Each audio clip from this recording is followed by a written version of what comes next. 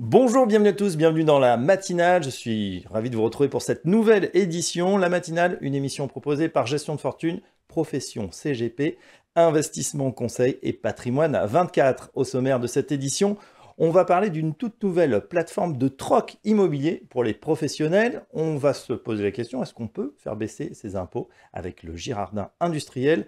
Et enfin, le rallye de fin d'année est-il lancé? La matinale, c'est parti.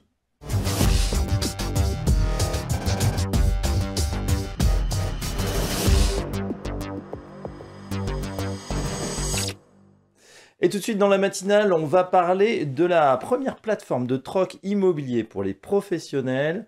Pour cela, on accueille Wendy Lachimi. Bonjour Wendy. Bonjour Fabrice. Vous êtes présidente de WY, W-Y. On vous a vu récemment dans ce salon patrimonial. En deux mots, qu'est-ce que c'est WY? WY, c'est un service de revente immobilière pour les professionnels du patrimoine. Donc en gros, on aide les CGP à revendre les biens immobiliers de leurs clients en mettant tout de suite dans leur stratégie patrimoniale des estimations, en leur permettant d'avoir tout de suite une solution à proposer et derrière arbitrer bien entendu le fruit de la vente. Voilà, c'est-à-dire qu'une fois qu'on a vendu son appartement, sa maison, il y a un certain pécule qu'il faut bien sûr investir. Avant que la banque mette la main dessus. Voilà, ça c'est plutôt pas mal. On garde comme ça ses encours. Justement, on parle de cette nouvelle plateforme immobilière. Alors pour les professionnels, une plateforme de troc IMO, Cocorimo, joli nom. C'est ça. Qu'est-ce que c'est? Alors, Cocorimo, c'est une plateforme de troc, donc c'est un service complémentaire à ce que fait WY. Donc, ça ne remplace pas une vente classique et la prise d'un mandat pour nos partenaires professionnels de l'immobilier, mais ça leur permet de dire aux clients qui veulent vendre pour acheter, vous avez une solution particulière et complémentaire. Je m'explique. Un client qui veut vendre pour acheter, il va souvent devoir faire un pré-relais. Aujourd'hui, on est dans un contexte où les taux sont hauts et ça devient compliqué. Oui. Cocorimo, ça leur permet de mettre leurs biens sur la plateforme et de proposer un échange. Typiquement, vous voulez revendre votre bien pour acheter plus grand en banlieue parce que vous avez des enfants, et ben vous pouvez mettre votre bien sur la plateforme, mettre ce que vous recherchez en face, et ben la plateforme peut vous faire un match et trouver le bien qui correspond. Et à ce moment-là, c'est les équipes de WY qui reprennent la main et qui traitent avec les deux parties pour vérifier s'ils sont bien d'accord, s'il y a des documents à transmettre à l'un et à l'autre et déterminer, s'il le faut, s'il y a paiement d'une soulte ou pas. Puisqu'on n'est pas dans le cadre d'une vente, on est dans le cadre de licitation. Et si les deux biens n'ont pas la même valeur, il y aura paiement d'une soulte pour que ce soit des échanges équivalents. D'accord, donc il faut qu'il y ait match. Ça peut être l'inverse aussi. J'ai par exemple un appartement devenu trop grand en région parisienne. Je veux aller dans le sud pour prendre ma retraite, c'est possible? Tout échange. Tout échange, il y a aucune limite. On est dans les mêmes objectifs que la revente immobilière. Donc, c'est pour ça aussi que c'est très complémentaire à ce que WY fait. C'est que ça peut être plus grand, plus petit. Et à un moment, j'ai trop de crédit sur mon bien et je veux vendre ou du moins échanger pour avoir des mensualités moins élevées. Donc, on est vraiment dans les mêmes objectifs que la revente. L'avantage aussi, c'est que si vous avez un crédit et si votre offre de prêt d'origine vous le permet, vous pouvez transférer votre crédit sur le nouveau bien. Donc, ça vous évite d'avoir à refaire un prêt avec les taux actuels. Alors, les banques n'aiment pas. Par contre, ça peut être prévu. Ouais. Et tout ça, le montage est fait par les équipes de WY? Ce sont les équipes de WY qui interviennent à ce moment-là et qui accompagnent le client final et le professionnel. Encore une fois, on est une société qui travaille pour les professionnels de l'immobilier. C'est pour ça que je dis que c'est vraiment très complémentaire. Le client reste le client du professionnel et non pas le client de WY. WY n'est vraiment là que pour accompagner comme on le fait d'habitude. C'est intéressant parce que souvent, il y a cette brique justement financière qui manque un petit peu aux spécialistes de l'immobilier et inversement. Donc, c'est pas mal. Alors, pour les plateformes de matching, on le sait, c'est l'offre qui est importante. Il faut construire une base suffisamment grande pour que justement il y ait ces matchs. Comment ça se passe aujourd'hui? Alors aujourd'hui, on vient de lancer Cocorimo, c'est vraiment tout jeune. On a une centaine d'utilisateurs déjà, donc une centaine de biens. Et puis après, il faut s'inscrire. Donc on l'a lancé officiellement pour les professionnels à Patrimonia. On a eu un accueil génial, on s'y attendait pas. Seulement sur la journée de vendredi, on a déjà eu plus de 80 personnes qui sont inscrites, donc on est plutôt contents. C'est gratuit, c'est payant? C'est gratuit pour l'instant, hein, on est comme le Bon Coin. Pour l'instant, on voit et on verra plus tard. En tout cas, pour l'instant, l'inscription est gratuite. Il y a un forfait de 1 500 € lorsqu'il y a un match, donc par personne. Donc ça fait par échange 3 000 € de forfait administratif pour Wai. Mais sinon, tout est gratuit. Tant qu'il n'y a pas match, tout est gratuit. Et ben voilà, le nouveau service, donc la première plateforme de troc immobilier pour les professionnels, c'est Cocorimo et c'est fait par les équipes de Wai. Merci Wendy Lachimi, je rappelle que vous êtes présidente de Wai et à très bientôt dans la matinale. Merci Fabrice, à bientôt.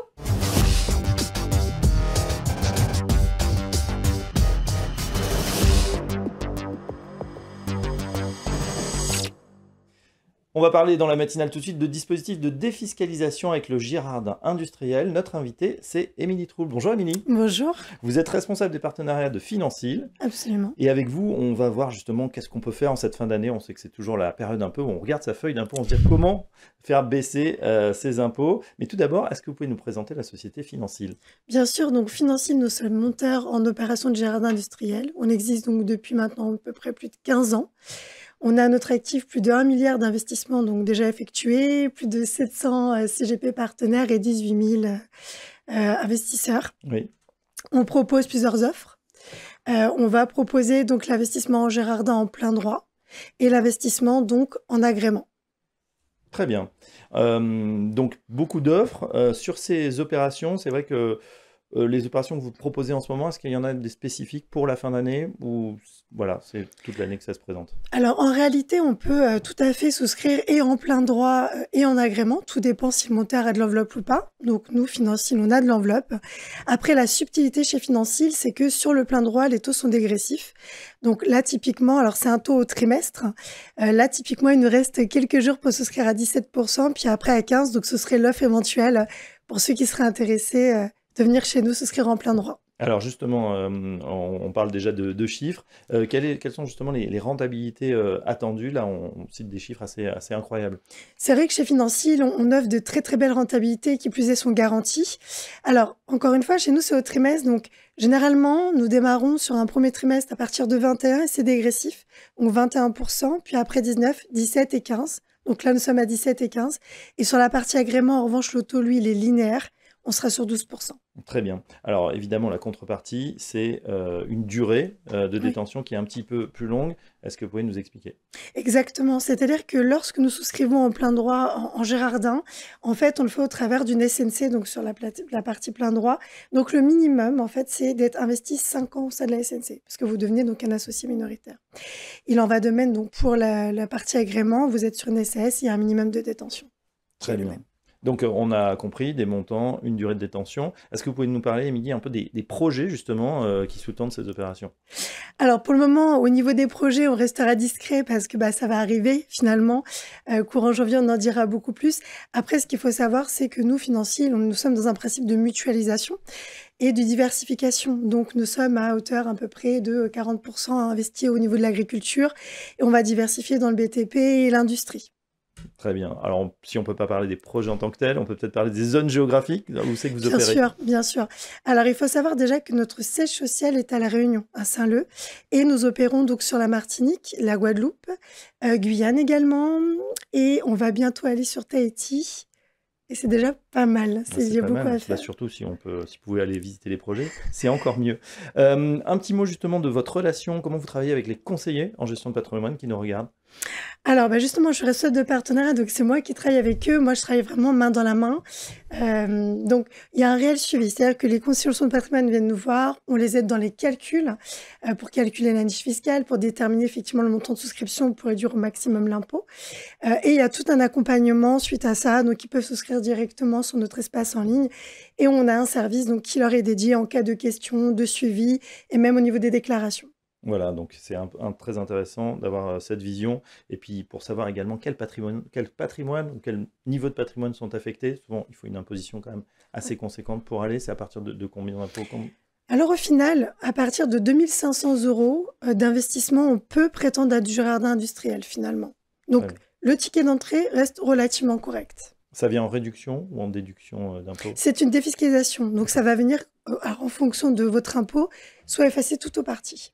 Ah ben voilà, en tout cas des bonnes nouvelles hein, quand on parle d'effacer son impôt. En tout cas, certains vont être très intéressés. Financil, donc, il propose ce jardin industriel. Pour en savoir plus, ben voilà, vous référez-vous à Émilie Trouble, la responsable des partenariats de Financil. Merci Émilie. Merci à vous. Et à très bientôt dans la À matinale. très bientôt. Au revoir.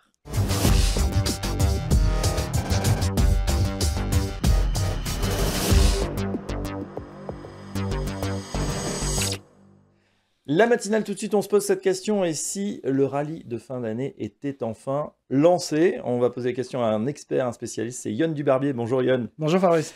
Directeur de distribution externe chez Janus Henderson. Avec vous, Yon, on évoque cette situation, on l'a vu, qui a presque radicalement changé en quelques jours avec voilà, cette décision de la Banque centrale, 50 points de baisse de taux et un rallye qui a peut-être commencé. Qu'est-ce que vous en pensez?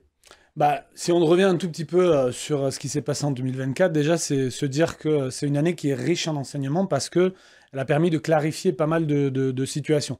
D'abord sur l'inflation, qui était le grand sujet de 2022-2023. On a atteint les pics à l'été 2022, une année 2023 où les niveaux sont restés élevés. Oui. Et là, on voit bien qu'on est revenu sur des niveaux, on va dire, assez normaux, assez classiques, entre 2, 2,5 selon les zones, selon les pays. Ensuite, il y a la croissance, les prévisions les plus pessimistes, anticipées notamment avec ces taux élevés, des possibilités de récession. Finalement, aucun de ces scénarios ne s'est matérialisé.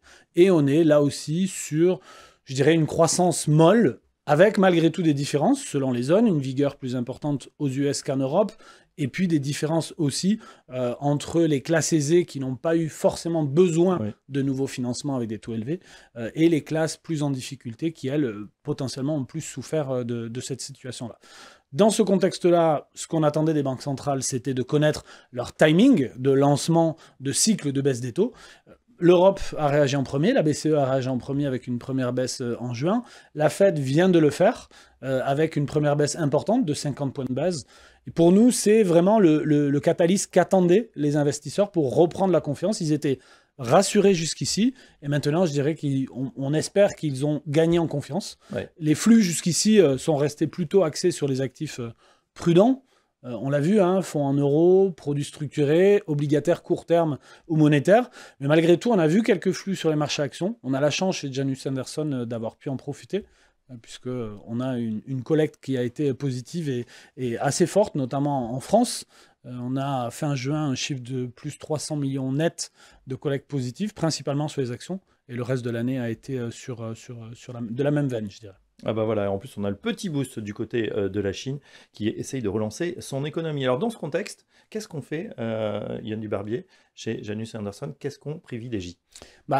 Comme je vous le disais, pour nous, on pense que les investisseurs, et nous sommes plutôt rassurés par la situation, mais malgré tout, on reste prudent.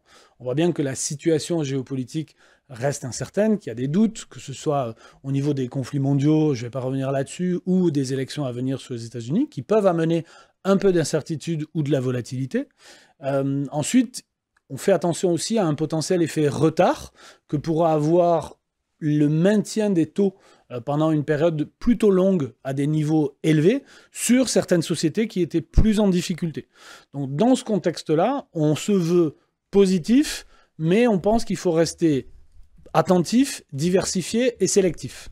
Donc nous, on va privilégier des thématiques ou des secteurs qui offrent des perspectives de croissance structurelle importantes. Je pense bien entendu à des thématiques comme la santé, l'immobilier, ou bien encore, d'une manière un peu plus transverse, un peu plus large, l'intelligence artificielle, qui, au travers de différents secteurs, peut offrir des belles perspectives de performance. Ensuite, on pense qu'il faut se positionner sur, là aussi, des segments ou des valeurs qui offrent des valorisations attractives, pour deux raisons. À court terme, la volatilité qu'on peut anticiper, elle va être amortie par une forme de coussin de valorisation. Et puis, à plus long terme, c'est ce qui peut apporter le potentiel de performance le plus important. Donc, pour nous, il faut vraiment être sélectif, mettre en place une sélection rigoureuse des valeurs sur lesquelles on investit, avec une analyse fondamentale importante pour étudier la qualité des sociétés. Et là-dedans, bien sûr, j'intègre les paramètres ESG qui sont un point essentiel pour nous dans l'analyse des sociétés. Donc, on voit bien là, c'est la description de la gestion active qui, pour nous, va revenir en période dorée, je dirais, après des années difficiles où l'argent et le financement étaient un peu gratuits et la gestion passive a fait de très belles performances. La revanche de la gestion active, donc, et ça tombe bien puisque vous innovez du côté des produits également. Oui, on innove côté produit. On a déjà commencé à innover avec une nouvelle corde à notre arc, avec le développement du marché retail. On s'est positionné là-dessus avec le développement et la construction avec des partenaires d'offres de services diversifiées, complète et innovante pour le marché retail. On est très heureux, et vous avez pu le voir dans la presse, d'avoir lancé notre premier partenariat avec un des acteurs majeurs de cette industrie qui est l'UNEP, au travers d'un contrat de gestion conseillée sur le contrat Aura des Avis. Et puis la grande nouveauté qui va venir, c'est les ETF actifs pour Janus Henderson. Les ETF actifs qu'on va développer en s'appuyant sur deux forces. D'abord, notre succès aux États-Unis sur ce segment-là, puisque Janus Henderson est aujourd'hui le 3e provider d'ETF actifs en fixed income, et puis par l'acquisition récente de la société Tabula, qui produit déjà des ETF aujourd'hui, qui va nous permettre d'avoir le bon setup, je dirais, pour créer et piloter ces actifs. Ce qui est important pour nous, je le précise, c'est qu'on croit, et c'est notre ADN, à la gestion active. Je l'ai dit depuis le début, et on veut rester dans cette approche-là. Mais aujourd'hui, on voit bien que les acteurs du marché ont besoin de solutions nouvelles, innovantes, pour répondre aux contraintes réglementaires qui sont de plus en plus importantes. Et moins cher.